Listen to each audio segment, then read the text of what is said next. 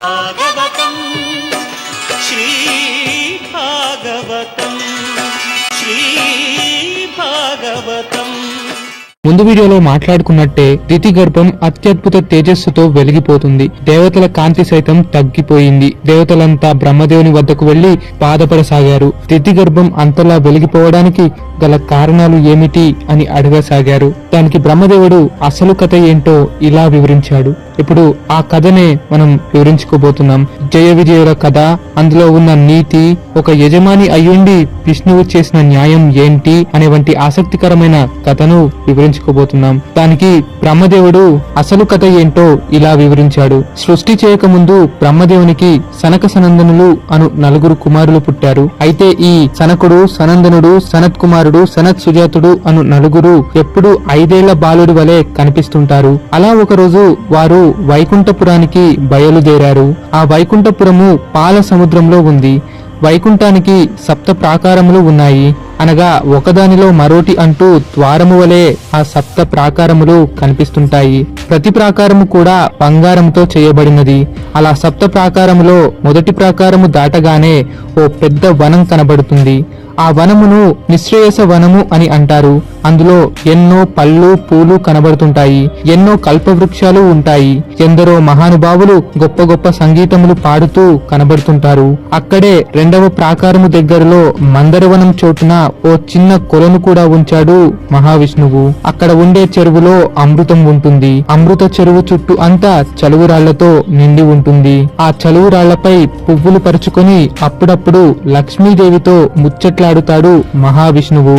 ఆ ముచ్చట్లతో లోకమంతటా శుభసుఖనాలు కురుస్తూ ఉంటాడు నారాయణుడు. అలా ఆ వనం వరకు చేరిన సనక సనందనులు అత్యద్భుతంగా విష్ణువును కీర్తించసాగారు. ఆహా, ఇది కదా మోక్ష స్థలం అంటే, ఏమి అద్భుతమో అంటూ అక్కడి విష్ణులీలలను, కనబడుతున్న ప్రతి చెట్టును, చూసే ప్రతి జంతువును వారు కీర్తిస్తూ ముందుకు వెళ్లసాగారు. ఎన్ని పుష్పాలు కనబడినా ఒక్కటి తలపై పెట్టుకోలేదు. అన్ని నారాయణుడి కోసమే అంటూ ముందుకు నడిచారు. అలా వారు 6 ప్రాకారాలు దాటారు. 7వ ప్రాకారము దాటిన వెంబటే విష్ణువుకు సంబంధించిన 4 భవనాలు కనిపిస్తాయి. అలా ఆ సమయంలో మహావిష్ణువు ఏకాంత మందిరంలో ఉన్నాడు. అలా సనక సనందనులు 6 ప్రాకారములు దాటగానే 7వ ప్రాకారం వద్ద 2 వ్యక్తులను చూశారు. వారు అచ్చం విష్ణు వలె కనబడుతున్నారు. వారే జయ, విజయ అని పేరు కలిగిన ద్వారపాలకులు. జయుడు విష్ణువుకు కుడివైపు ఉంటే విజయుడు ఎడమవైపు ఉండేవాడు. ఆ జయ విజయులు ఇద్దరూ విష్ణువు వలె మెరిసిపోతున్నారు. విష్ణువులానే 4 చేతులను పొంది ఉన్నారు. ఆ 4 చేతుల్లో కూడా శంఖచక్ర గదా పద్మాలను ధరించారు. అలా ఆ జయ విజయులు ఇద్దరూ 5 ఏళ్ల బాలుడి వలె కనిపిస్తున్న సనక సనందులను చూసి ఆశ్చర్యపోయారు. ఏమిటి, ఈ కుమారులు అసలు 6 ప్రాకారములు ఎలా దాటి వచ్చారు? ఆ ప్రాకారము యొక్క పాలకులు ఎలా రానిచ్చారు అని కళ్ళు ఎర్ర చేసుకుని లోపలకు వెళుతున్న సనక సనందులను వారి చేత ఉన్న కర్రలతో అడ్డుకున్నారు. ఆగండి, ఎవరు మీరు? ఎంతో తపశ్శక్తి ఉంటే గాని ఇక్కడ వరకు రాలేరు. విష్ణు అనుగ్రహం పొందకుండా ఎవరు పడితే వారు లోనికి వెళ్లరాదు. చూడటానికి మీరు చిన్న పిల్లల వలె ఉన్నారు అంటూ వివిధ రకాలుగా హేళనపరిచారు జయ విజయులు. దాంతో సనక సనందనులు ఒక్కసారిగా ఆగ్రహానికి గురయ్యారు. ఏమిటిది? ఇది వైకుంఠమేనా? ఇక్కడ కూడా పక్షవాతం కలిగిన వారు ఉంటారా? అంతటి మహావిష్ణువు అనుగ్రహం లేకుండానే మేము ఇక్కడ వరకు రాగలుగుతామా? ఎంతటి అజ్ఞానము, ఎంతటి అహంకారము! నా వాళ్ళు, నా కాని వాళ్ళు అన్న భేదబుద్ధులు సామాన్యులకు మాత్రమే ఉంటాయి. మమ్మల్ని పక్షవాతంతో తీసివేశారు. మాపై కక్ష చూపారు. ఇది రాక్షస గుణం, రజోగుణం. వెళ్ళండి, వెళ్లి భూమిపై రాక్షసుల్లా జీవించండి. నిరంతరం విష్ణువుని ధ్యానించే మమ్మల్ని నిందించిన మీరు ఆ విష్ణువుకే శత్రువుగా భూమిపై పుట్టండి అంటూ శపించారు ఆ సనక సనందనులు. ఆ మాటతో జయ విజయులు ఇద్దరూ ఒక్కసారిగా వణికిపోయారు. ఓ మహానుభావులారా, మీరింతటి తపశ్శాలులని మేము గ్రహించలేకపోయాము. అహంకారముతో ఎంతో కఠినంగా ప్రవర్తించాము. దయచేసి మా తప్పును మన్నించి మీ శాపాన్ని వెనక్కి తీసుకోండి అంటూ జయ విజయులు ఇద్దరూ వేడుకున్నారు. దాంతో సనక సనందనులు ఓ చిన్ని నవ్వుతో, మీరు 3 జన్మలు రాక్షసులుగా విష్ణువుని వ్యతిరేకించి విష్ణువు చేతే చంపబడి తిరిగి వైకుంఠానికి వస్తారు. అంటూ వరమిచ్చారు. అలా జయ విజయుల ఏడుపు, సనకసనందుల శాపం అంతా విన్న విష్ణువు తన దూతలతో నివాసులతో కలిసి అక్కడకు వచ్చాడు. అలా విష్ణువు అత్యంత సౌందర్యముతో వెలిగిపోతున్నాడు. ఇంతకు ముందు ఎన్నోసార్లు ఎందరో వ్యక్తులు విష్ణువును చూసినా సరే అన్ని సార్లు కన్నా అత్యంత అద్భుత అందముతో కనపడ్డాడు ఆ నారాయణుడు.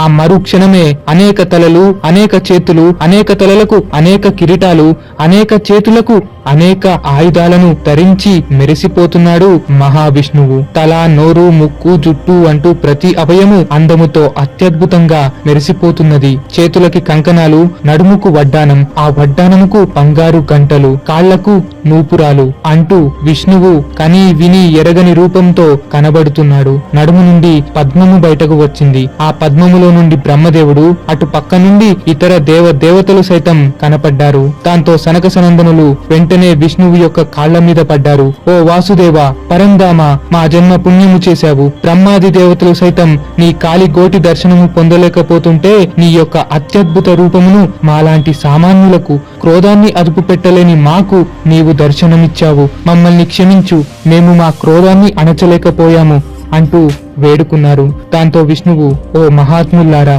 నా నామస్మరణ చేసిన వారు, నా కథ విన్నవారు ఎవరైనా సరే నా అనుగ్రహాన్ని పొంది నరకమును సైతం దాటి నన్ను చేరగలరు. ఈ వైకుంఠానికి అసలు అంతటి పేరు, ప్రాధాన్యత మీ అటువంటి మహాత్ముల వల్లనే వచ్చింది.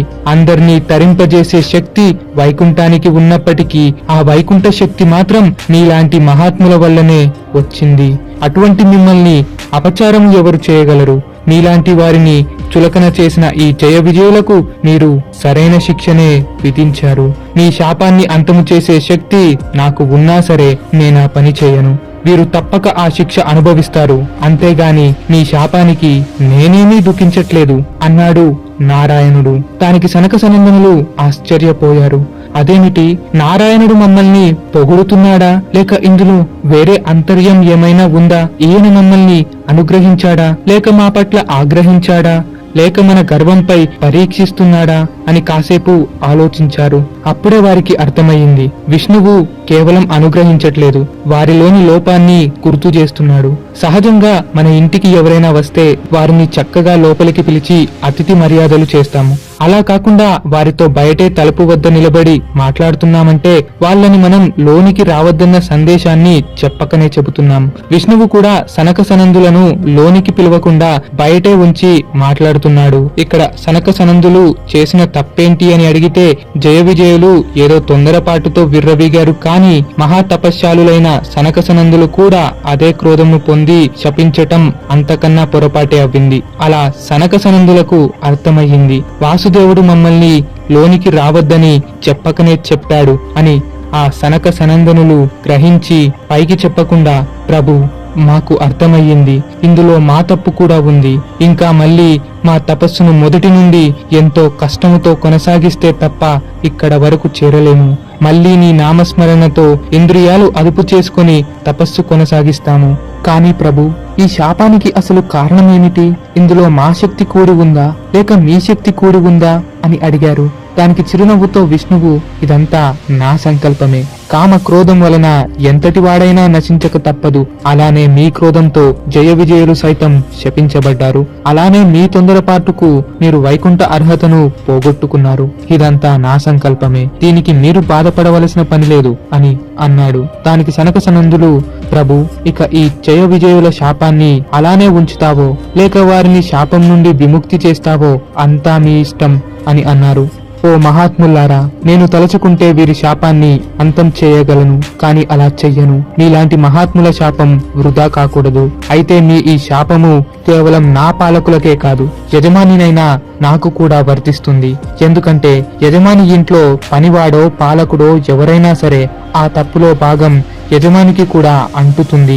ఎలాగో జయ విజయులు రాక్షసులై నన్ను వ్యతిరేకిస్తారు, వారితో నేను కూడా భూమిపై జన్మించి భార్యకు దూరమై కష్టాలు పాలై చివరిగా వాళ్ళని చంపి తిరిగి వైకుంఠానికి చేరుతాను అని చెప్పాడు మహావిష్ణువు. దీని ద్వారా మనము ఒక విషయం అర్థం చేసుకోవాలి, పనివాడు చేసే తప్పుకి యజమానికి కూడా భాగం ఉంటుంది. అంతేగాని పనివాడిని తప్పులోకి తోసి యజమాని పారిపోకూడదు. ఇది నేటి కాలానికి కూడా వర్ధిస్తుంది. అలా సనక సనందనులు విష్ణువును నమస్కరించి తిరిగి తపస్సుకు వెళ్లారు. అప్పుడే జయ విజయులు దుఃఖంతో విష్ణు పాదాలను తాకారు. తండ్రి, ఈ వైకుంఠాన్ని వదిలి వెళ్లాలంటే మాకు ఎంతో బాధగా ఉన్నది. మమ్ములని ఇక్కడే ఈ వైకుంఠంలో ఉండే మార్గము చూడండి అని ఏడవసాగారు. దానికి ఆ నారాయణుడు, ఓ జయ విజయులారా, మహాత్ముల శాపానికి అగౌరవపరచరాదు. కాబట్టి మీరు తప్పక అనుభవించాల్సిందే.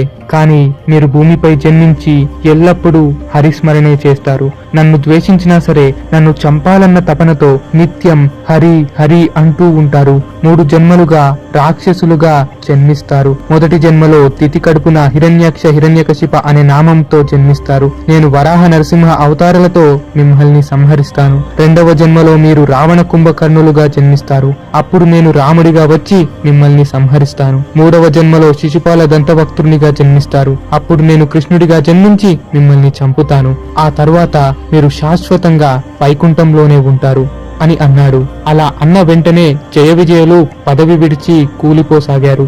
అయ్యో, ఇంతసేపు మా పక్కనే ఉండి పనిచేశారు కదా, ఇంకా మళ్ళీ ఎప్పుడు కలుసుకుంటామా అని బాధతో విష్ణుదూతలు దుఃఖించసాగారు. అలా ఆ కూలిపడిన జయ విజయులే ఇప్పుడు దితి గర్భమున వెలిగిపోతున్నారు. సాక్షాత్తు విష్ణు యొక్క పాలకులే గనక అంతటి తేజస్సుతో వెలుగుతున్నారు. విష్ణు భక్తుల తేజస్సు ముందు దేవతలైనా సరిపోరు కదా అని బ్రహ్మదేవుడు జయ విజయుల కథను దేవతలకు వివరించాడు. అంతేకాదు, ఓ దేవతల్లారా, జయ విజయుల శాపానికి మరో కారణం కూడా ఉన్నది అంటూ బ్రహ్మదేవుడు ఇంకో సంఘటనను కూడా ఇలా వివరించసాగాడు. పూర్వం ఒకసారి లక్ష్మీదేవి భూలోకానికి వచ్చింది. ప్రళయం రాకముందు భూలోకంలో కొన్ని పారిజాత పుష్పాలు ఉండేవి. ఆ పువ్వులను చూసిన లక్ష్మీదేవి, ఓ జయ విజయుల్లారా, వెళ్లి ఆ పారిజాత పుష్పాలను తీసుకురండి, దాంతో విష్ణువును పూజిస్తాను అని చెప్పింది. దానికి జయ విజయులు, అమ్మా, మేము విష్ణు సేవకులం, విష్ణు మాటను మాత్రమే అంగీకరిస్తాము. కావాలంటే ఇదే మాటను విష్ణువుతో చెప్పించండి, అప్పుడు మీరడిగిన ఆ పుష్పాలను తీసుకువస్తాం అని అన్నారు. లక్ష్మీదేవి సాక్షాత్తు విష్ణువు భార్య. అటువంటి ఆ లక్ష్మీదేవి మాటను తిరస్కరించడం అజ్ఞానమే అవుతుంది. నిజానికి సేవకుడు అనేవాడు యజమాని కంటే యజమాని భార్య యొక్క మాటకే ఎక్కువ విలువ ఇవ్వాలి.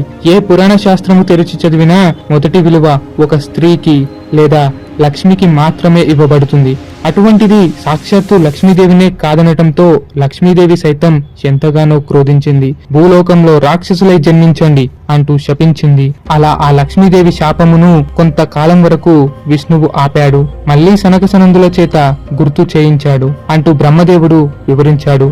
అంతా విన్న దేవతలు, అయ్యో, మళ్లీ ఎవడో వచ్చి మా స్వర్గలోకానికి ఎసరు పెడుతున్నాడా అంటూ ఏడవసాగారు. దానికి బ్రహ్మదేవుడు, భయపడకండి, విష్ణువును మిమ్మల్ని రక్షించటానికి అవతారం ఎత్తుతున్నాడు. కాకపోతే ఈలోపు కొన్ని కష్టాలు సహించాల్సిందే అంటూ ఓదార్చి పంపాడు. ఇక ఆ తర్వాతి ఎపిసోడ్ లో వరాహ అవతారము గురించి వినబోతున్నాం. వరాహస్వామికి హిరణ్యాక్ష రాక్షసునికి జరిగిన ఘోర భీకర యుద్ధాన్ని చర్చించుకోబోతున్నాం. ముందు వచ్చే ఎపిసోడ్స్ కోసం ముందుగానే సబ్స్క్రైబ్ చేసి రెడీగా ఉండండి. మరో వీడియోతో కలుద్దాం. See you soon again.